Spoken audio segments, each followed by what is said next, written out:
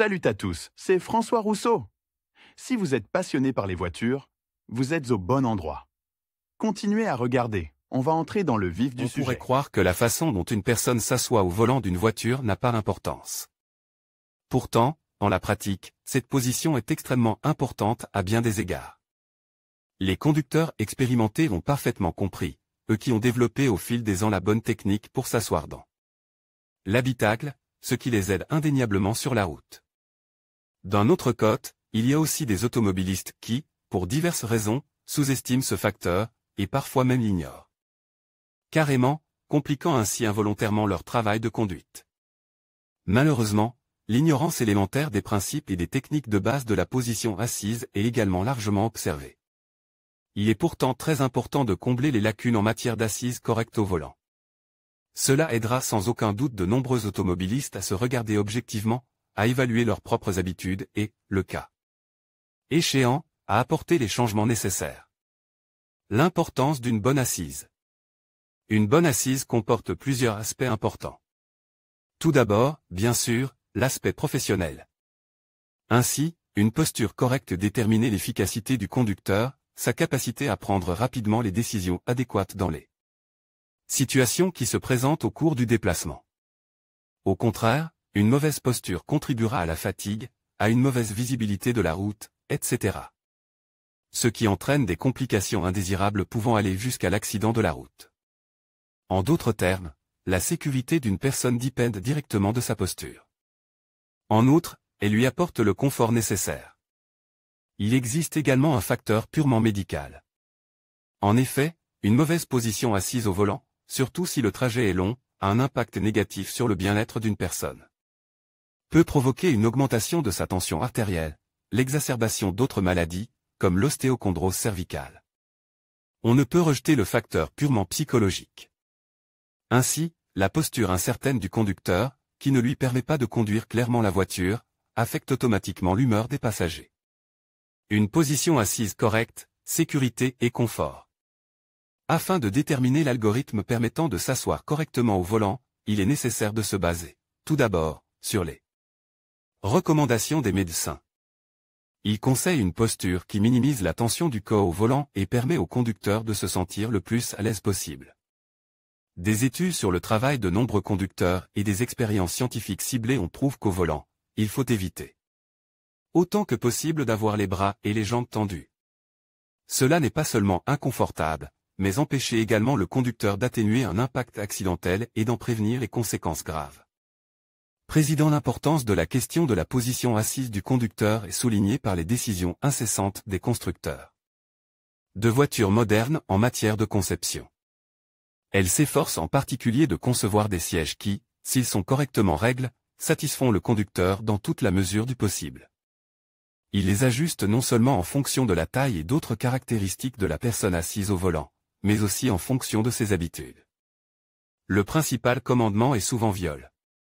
Ainsi, après toutes les modifications apportées par les ingénieurs, le siège doit être si confortable que les vertèbres, les muscles du dos, les articulations, etc. n'y ressentent aucune tension. Cet objectif ne peut être atteint que lorsque le dos repose complètement sur le dossier. Lire aussi, de quoi dépend la distance de freinage d'une voiture et comment elle est calculée. Il ne doit pas y avoir de surplomb. Avec un appui sur le volant ou une position si haute du siège que les pieds atteignent à peine les pédales d'accélérateur, de frein et d'embrayage. C'est dans ce but que le siège est le plus souvent réglé, le conducteur fixe le point mort, pédale d'embrayage complètement enfoncée, et pose son pied gauche dessus, puis il règle la hauteur et d'autres paramètres du siège.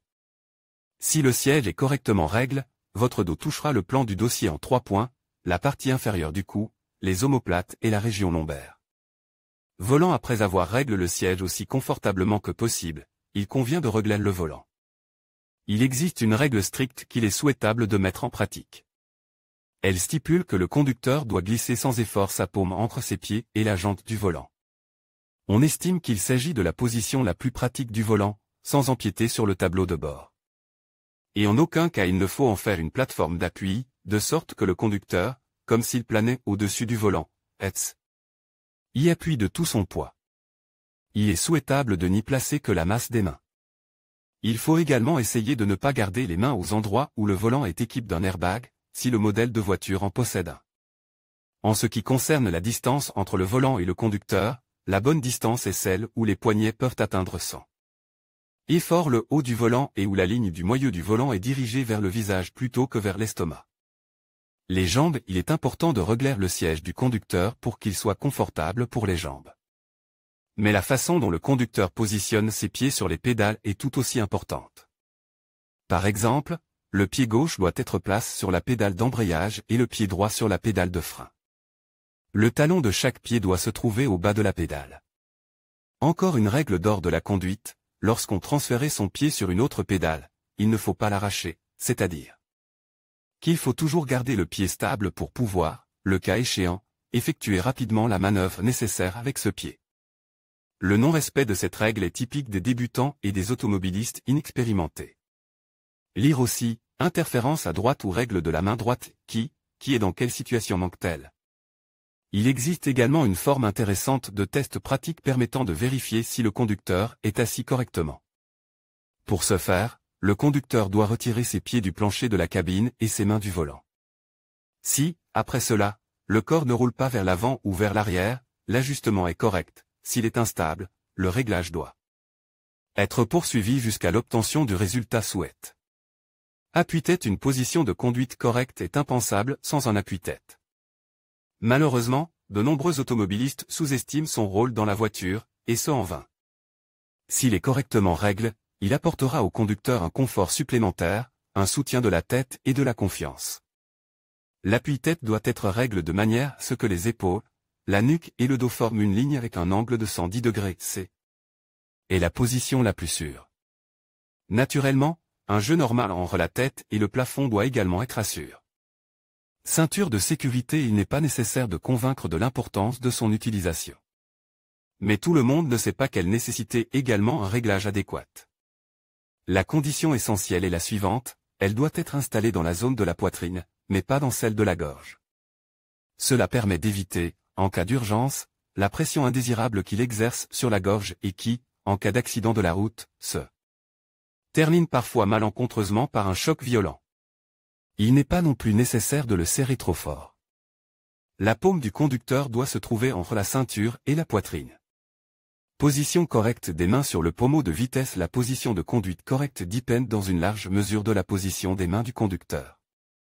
De nombreuses voitures sont équipées de repose-mains spéciaux sur le volant qui facilitent cette tâche. Mais dans tous les cas, il est nécessaire de respecter la règle bien connue, 115.3, après avoir imaginé le volant comme un cadran d'horloge. Placez vos mains, au sens figure, à 9 heures et à 3 heures. Mais il n'est pas nécessaire de garder la main sur le levier de vitesse en permanence.